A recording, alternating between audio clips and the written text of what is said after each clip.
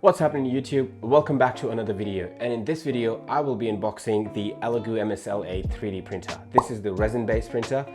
Disclaimer here though is that I know nothing about 3D printers. This is the first printer that I've purchased. Why did I buy this? Well, I wanted to get into 3D printing, and there's also a bit of a special reason behind this, which I'm going to get into in a minute. But let's jump straight into it.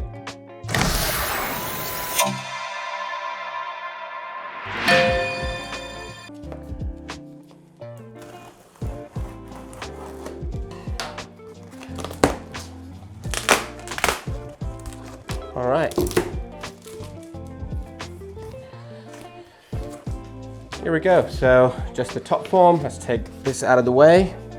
What do we have here? You've got the user manual, that's good. Let's put that aside. A power line.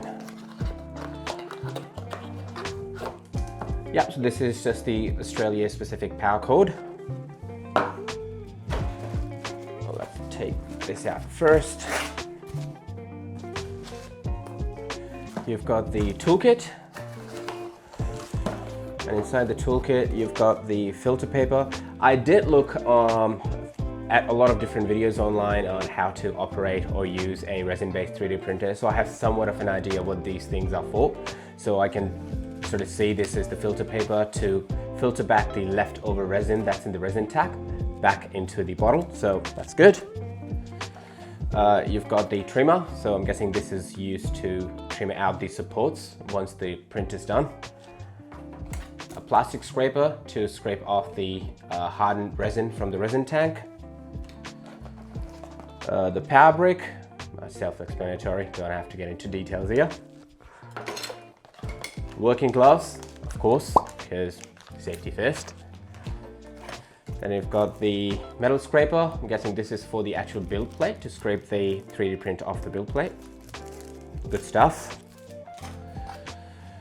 What is this? I got no idea what this is.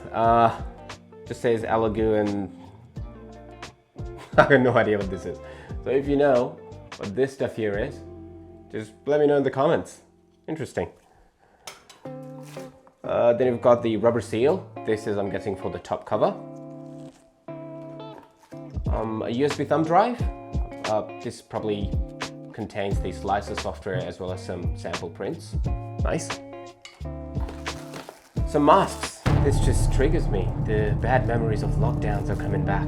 But I know what this is for, so that's okay. Sorry.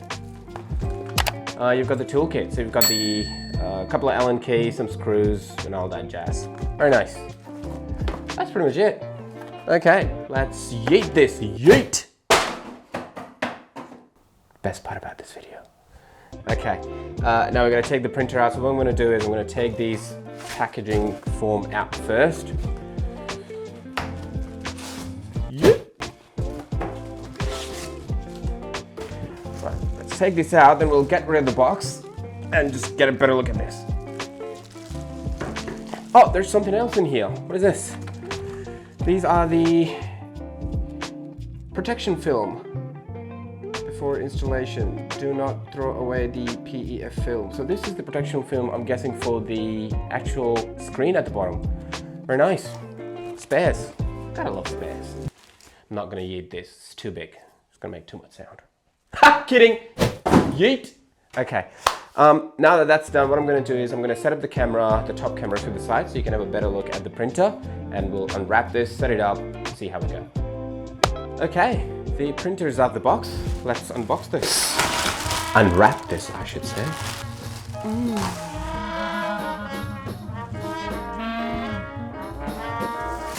Sorry. Okay, take the foam off. Okay, moment of truth.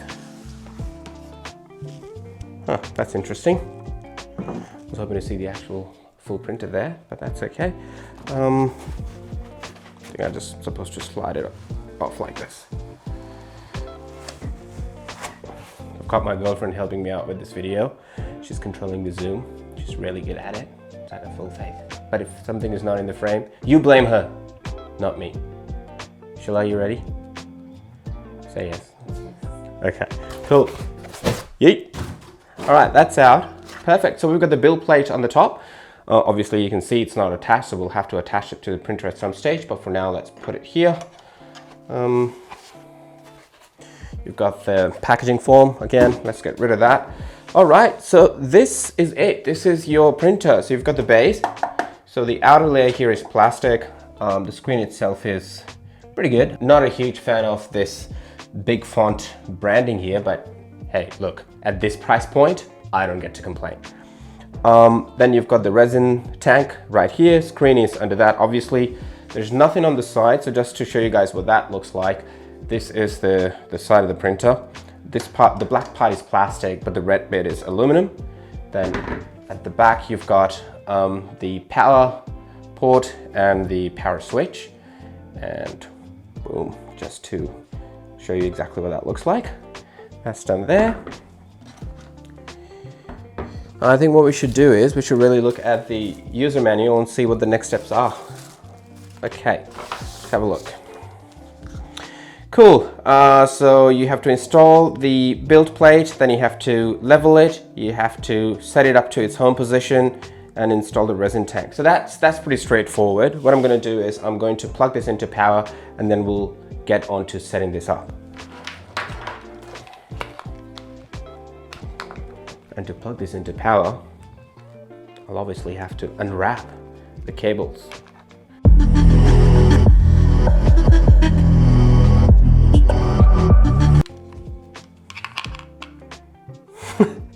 My girlfriend is looking at me like, you never look at me like that.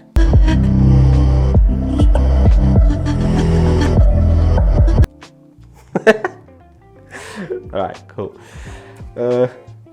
Let's yeet all of that. Plug this in. Plug this into power here. Put this on.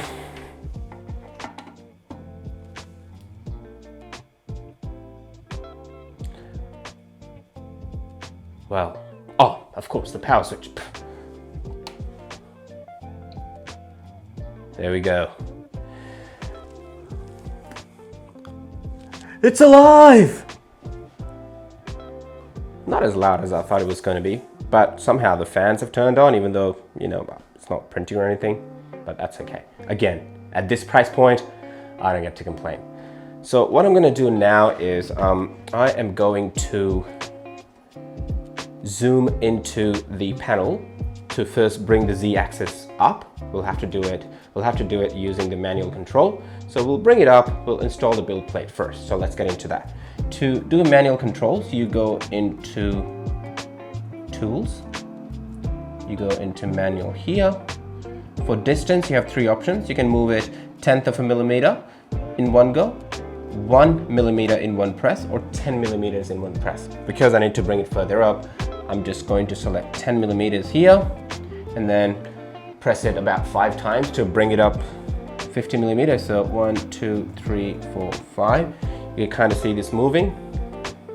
So if you zoom in here, is it zoomed into the, yeah, you can kind of see this is moving up. That's it. Nice one. I think this is pretty good. What I'm also going to do is I'm going to take this tank off so you get a bit of space to work with. Fantastic, tank is out. Now, you can kind of see if you look at the actual groove here. So you've got a bit of space here. So what you do is you basically just insert the Z-axis. So this here goes into this space. So you slide the build plate over the Z-axis like so, and then you just tighten it. That's it. So that's basically how you install the Z-axis. Next step is going to be leveling it. To do that, we'll just use one of the Allen keys, loosen these screws here so it can move around. Perfect. All right, now to level this and set it up, the manual tells you to just grab a piece of A4 paper and fold it in half. So I'm going to do that here. Perfect. Once that's done, you pop it between the screen and the build plate, and then bring the build plate all the way to the bottom. To do that, again, you go into the manual controls. I'm already there from the last step. I'm just gonna press on 10 millimeters and press it down 5 times to bring it as close to the screen as I can. 1, 2, 3, 4, 5. The good thing is this build plate is actually spring suspended, so it's never gonna press too hard against the screen. The spring will come into action and manage that pressure. So let's see. So it's not touching, there's still a bit of space. The aim here is to first level it, and once it's leveled, then to set the home position. And what the manual tells you to do for that is to make sure the build plate sits at such a level where this paper doesn't slide out easily, but is also not stuck. What you're looking for is sliding this paper out with just a little bit of pressure, a little bit of resistance. Once that's achieved, you're at the perfect home position. So first, let's set up the leveling of the plate. So let's bring it further down by 1 millimeters each time. You're gonna need a bit more than that. Oh, here we go. I think this is gonna help us just level the plate. So just to make sure it's all leveled up, let's bring it down, further down, maybe 2 more millimeters. Yep, that's pretty much good. I can still move it. Make sure it's leveled on all sides.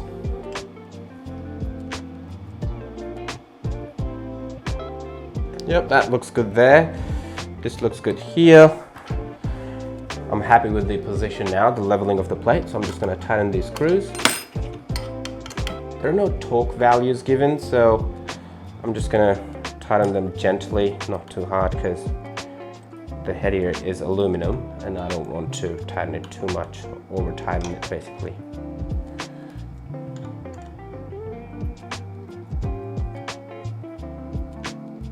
I'm struggling. All right, here we go. All right. So I think the build plate is now leveled. The next step is to set the home position. Again, as I mentioned, the goal here is to just set it to a level where the paper doesn't slide out easily, but it also isn't stuck. You can slide it out with a bit of resistance. So I think we're already there. So I'm pretty happy with this as the home position. And to set that up, to confirm that, all you have to do on this screen here is to click back, so you're on the main screen first, click on Tools, then click on Set Z equals 0. So to set the Z axis position to 0, which is home. So we're going to click on that, click Confirm, and that's it. Home position is set. Next step is to put the tank back in, and to do that, we're going to bring this up. So we're going to go back into manual control, select 10 millimeters, movement in one go. Press this about 10 times, so 1, 2, 3, 4, 5, 6, 7, 8, 9, 10. That should bring it about 100 mils further up. It's getting there.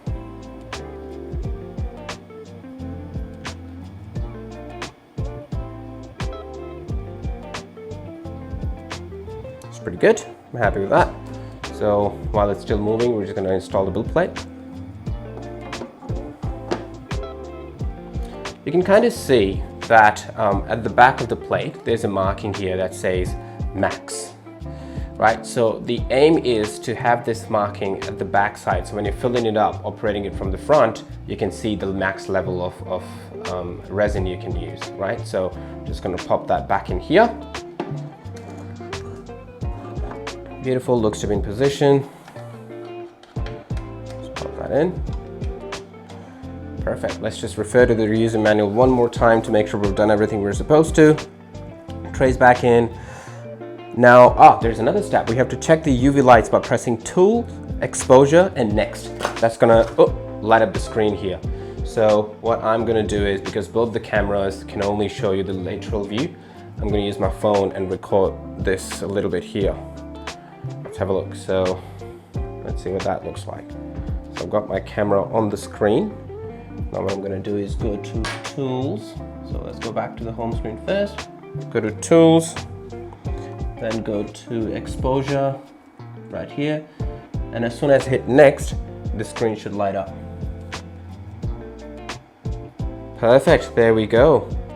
It's the ELEGOO logo, you can kind of see. So that's all UV light. The idea is that anytime UV light falls onto the resin particles, it hardens them, and that's how it sort of prints. So So that's good as well. The bulk of the setting up is now done. The next step is to just install this rubber seal onto the cover, and then your unit is complete. So let's quickly do that as well, shall we? Perfect. The seal is installed. You pop that on the top. And here you go. Your setup is complete. Thank you so much for watching this video, and if you enjoyed, the unboxing experience, and if you want to see what I'm about to print with it, make sure you subscribe to this video and hit that little bell icon, so when I upload the print video, you get notified. The whole idea behind this is to print using castable resin and make a special piece of jewelry. What that piece of jewelry is, my girlfriend's getting excited. The piece of jewelry, I'll give you details when I do that work, but this is the resin I purchased. This is castable resin that you can print with and then cast jewelry with. So that's pretty exciting stuff. I'm gonna unbox this in the next video as well. But until then, you take care of yourself. I'm gonna catch you up in the next video. Ciao.